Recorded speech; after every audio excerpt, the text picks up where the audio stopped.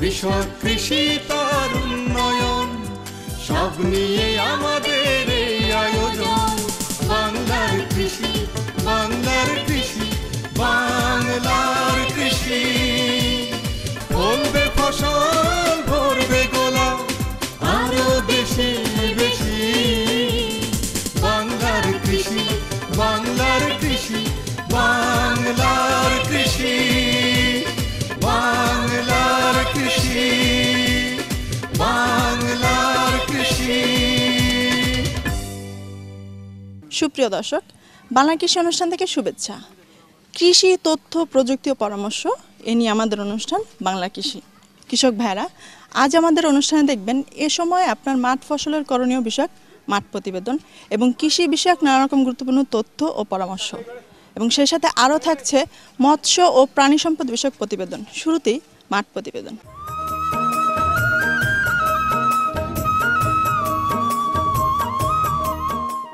বাংলাদেশের যে কোনো নিম্নাঞ্চল যেখানে 5 থেকে 6 মাস জলাবদ্ধতার কারণে জমিতে ফসল চাষ করা সম্ভব হয় না, সেসব নিম্নাঞ্চলে খুব সহজেই ভাসমান পদ্ধতিতে বীজতলা তৈরি করে লাভবান হওয়া যাবে। তবে এসব এলাকায় হাওর বাওর বা বিল ঝিল থাকতে হবে, যা থেকে জলাবদ্ধ নিম্নাঞ্চলে কচুরিপানা সংগ্রহ করা যায়। কারণ কচুরিপানা এ প্রযুক্তি বা পদ্ধতির মূল উপাদান। সাধারণত বাংলা আষাঢ় শ্রাবণ মাসে ভাসমান বীজ তলার জন্য বেড তৈরি করা হয়। তবে এলাকা ভেদে বাংলা জ্যৈষ্ঠ থেকে কার্তিক মাস পর্যন্ত বেড তৈরি করা যায়।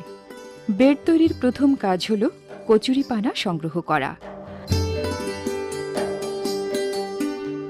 কচুরিপানা সংগ্রহের পর নির্ধারিত স্থানে নিচের দিকে বড় আকারের কচুরিপানা এবং উপরের দিকে ছোট আকারের কচুরিপানা রেখে 1 বর্গমিটারের একটি বেড বা ধাপ তৈরি করতে হবে। ধাপের উপর পর্যায়ক্রমে কচুরিপানা রেখে স্তূপ বানাতে হবে। স্তূপের উপর কৃষক দাঁড়িয়ে নির্দিষ্ট মাপের আয়তাকার, বর্গাকার অথবা গোলাকার বেড বা ধাপ তৈরি করে। বেড বা ধাপ তৈরির শেষ পর্যায়ে কচুরিপানার শিকড়গুলো উপরের দিকে এবং কাণ্ডগুলো নিচের দিকে রেখে প্রস্থ থেকে দৈর্ঘ্যের দিকে সাজাতে হবে। এ সময় খেয়াল রাখতে হবে কোনো মালঞ্চ, কলমি, বাদুর বা ঘাস যাতে কচুরিপানার সাথে না থাকে। শেষ পর্যায়ে বেডের উপরিভাগ সমতল করে দিতে হবে।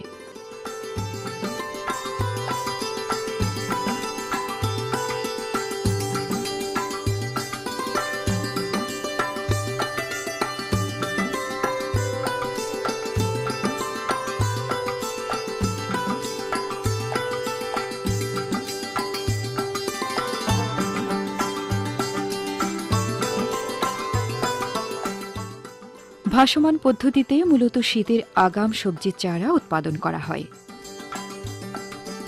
এছাড়া নানা রকম মৌসুমী শাকসবজি ও মশলা জাতীয় ফসল সহ বিভিন্ন আন্তঃফসলের চাষও সুন্দরভাবে করা যায় এ ভাসমান পদ্ধতিতে। স্বাভাবিক পদ্ধতির চাষাবাদে যেমন পরিচর্যার প্রয়োজন রয়েছে, তেমনি ভাসমান পদ্ধতিতে পরিচর্যার দরকার হয়। প্রথম দিকে বেডের উপর উঠে ফসলের পরিচর্যা বা যত্ন করা যায়।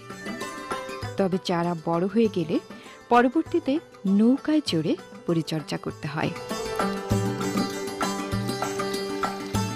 বেডটি উন্নত মানের কম্পোস্টে পরিণত হয় বলে রাসায়নিক সারের তেমন দরকার হয় না। তবে বাড়তি কমে গেলে সামান্য কিছু ইউরিয়া টপ ড্রেসিং করতে হয়। আগাছা জন্মালে তা পরিষ্কার করতে হবে। রোগ ও পোকার আক্রমণ দেখা দিলে সমন্বিত বালাই ব্যবস্থা গ্রহণ করতে হবে।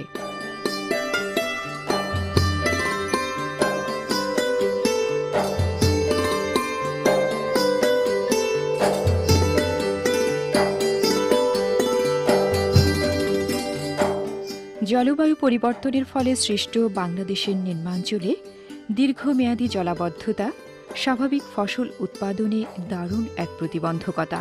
এ প্রতিবন্ধকতা উত্তরণে বিকল্প ব্যবস্থা হিসেবে ভাসমান পদ্ধতিতে সবজি চারা উৎপাদন এবং সবজি চাষ একটি লাভসই ও লাভজনক প্রযুক্তি হিসেবে বিবেচিত হচ্ছে।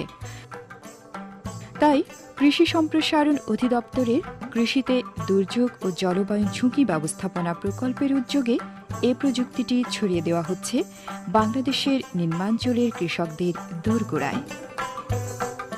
এর ফলে ভাসমান পদ্ধতিতে উৎপাদিত উন্নতমানের বিভিন্ন সবজি চারা নিম্নাঞ্চলের কৃষকদের যেমন লাভবান করছে, তেমনি এ প্রযুক্তিটি বাংলাদেশের কৃষি, বিশেষ করে সবজি চাষেও যোগ করেছে এক নতুন মাত্রা। আশা করা যাচ্ছে এ প্রযুক্তি ব্যবহার করে উপকৃত হবে এদেশের নিম্নাঞ্চলের কৃষক।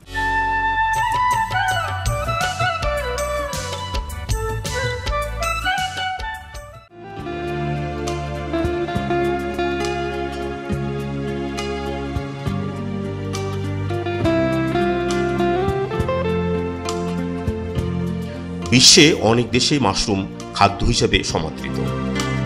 সাম্প্রতিক বছরগুলোতে আমাদের দেশে আধুনিক খাবার হিসেবে মাশরুম যুক্ত হয়েছে এবং দেশে মাশরুম চাষ ব্যাপকভাবে সম্প্রসারিত হয়েছে।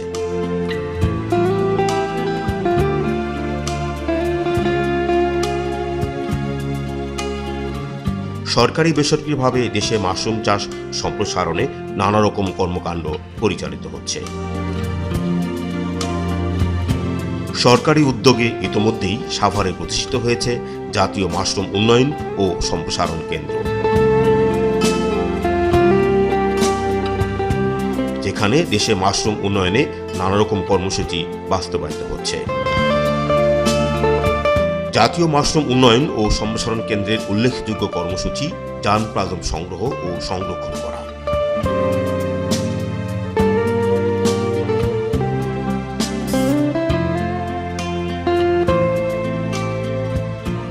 এই কর্মসূচিতে আমাদের দেশের প্রচলিত মাশরুম এবং অপ্রচলিত মাশরুমের জাত নিয়ে গবেষণা করা হচ্ছে।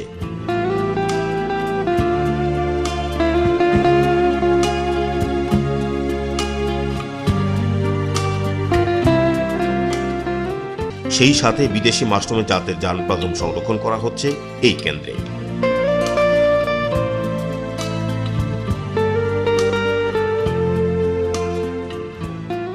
জার্মপ্লাজম সংগ্রহ ও গবেষণা কর্মসূচির পাশাপাশি জাতীয় মাশরুম উন্নয়ন ও সম্প্রসারণ কেন্দ্র ওয়েস্টার ও ক্যান মাশরুম সহ 7টি জাতের মাশরুমের বাণিজ্যিক চাষের কলাকৌশল উন্নয়ন করেছে, যা সারা দেশে সহজেই চাষ করা সম্ভব।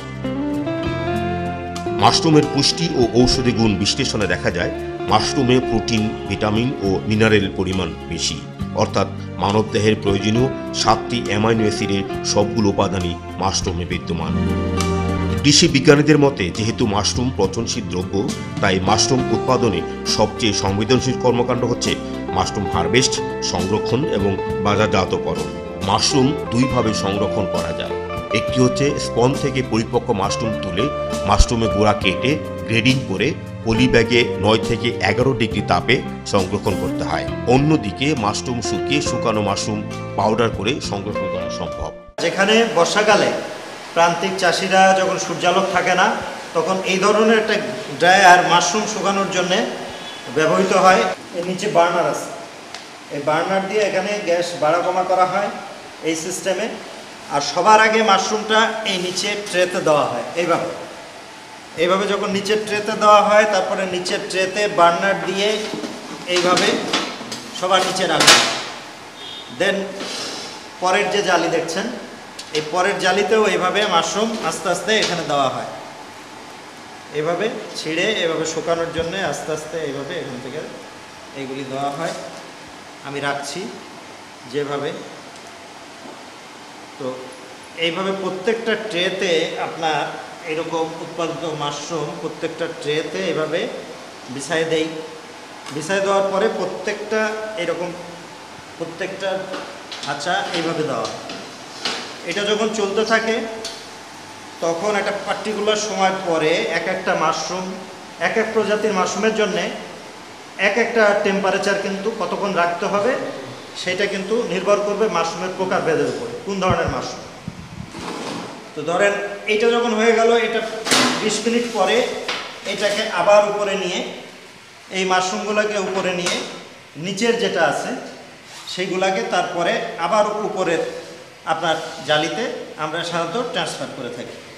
এইভাবে নিয়ে ঠিক এইটাকে উপরে দেওয়া হয়, এইভাবে এটা উপরে ওঠে। আবার দেখা যাচ্ছে যে এইটা আবার আরেকটা, এই যে মাশরুম এখন সম্পূর্ণ মাশরুম এখানে নাই, এখানে যে জালিটা থাকবে সেইটা আবার অটোমেটিক নিচে যাবে। জাতীয় মাশরুম উন্নয়ন ও সম্প্রসারণ কেন্দ্রের আরেকটি উল্লেখযোগ্য কর্মকাণ্ড হচ্ছে মাশরুম চাষে প্রশিক্ষণ। কেন্দ্র তার প্রতিষ্ঠার কাল থেকে নিয়মিতভাবে মাশরুম চাষ প্রশিক্ষণ কর্মসূচি পরিচালনা করছে। এমনিভাবে সরকারি বেসরকারি নানা উদ্যোগে সাম্প্রতিক সময়ে বাংলাদেশে মাশরুম চাষ ব্যাপক সম্প্রসারিত হয়েছে। বাংলার কৃষি, বাংলার কৃষি, বাংলার কৃষি। সুধী দর্শক, দেখছিলেন বাংলাদেশ টেলিভিশনের প্রতিদিনের কৃষি বিষয়ক অনুষ্ঠান বাংলার কৃষি। এ সময় আপনার করণীয় সম্পর্কে জানাতেই আমাদের অনুষ্ঠান বাংলার কৃষি। সঙ্গেই থাকুন।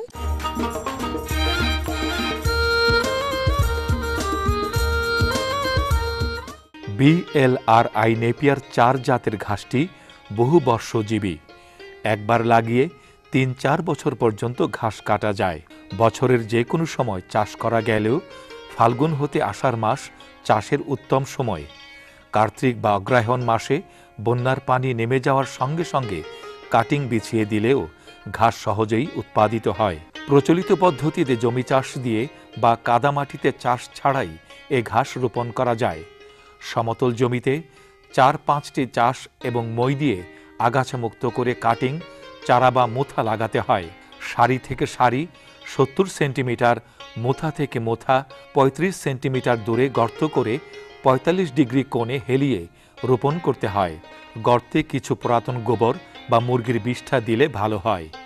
রাস্তা, পুকুর, বাঁধ বা পাহাড়ের ঢালু জমিতে নেপিয়ার ঘাস রোপণ করতে হলে আগাছা পরিষ্কার করে নির্দিষ্ট দূরত্বে গর্ত করে গর্তে পরিমাণ মতো সার দিয়ে চারা রোপণ করতে হয়।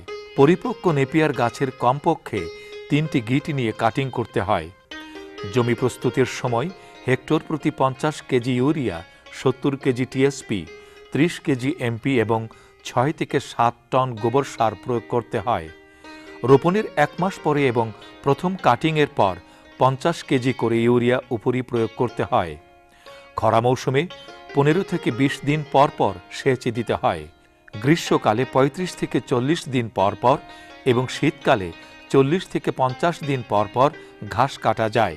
এইভাবে প্রথম বছর 4 থেকে 5 বার এবং পরবর্তী বছরগুলোতে 6 থেকে 7 বার ঘাস সংগ্রহ করা যায়।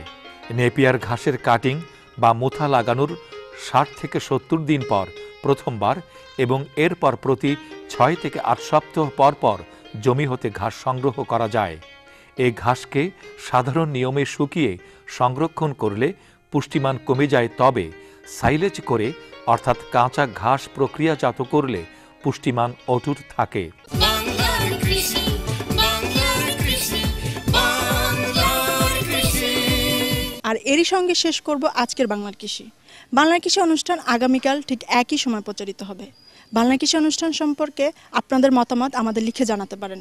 আমাদের লিখবার ঠিকানা প্রযোজক বাংলার কৃষি, কক্ষ নম্বর 215, বাংলাদেশ টেলিভিশন, টেলিভিশন ভবন, রামপুরা, ঢাকা।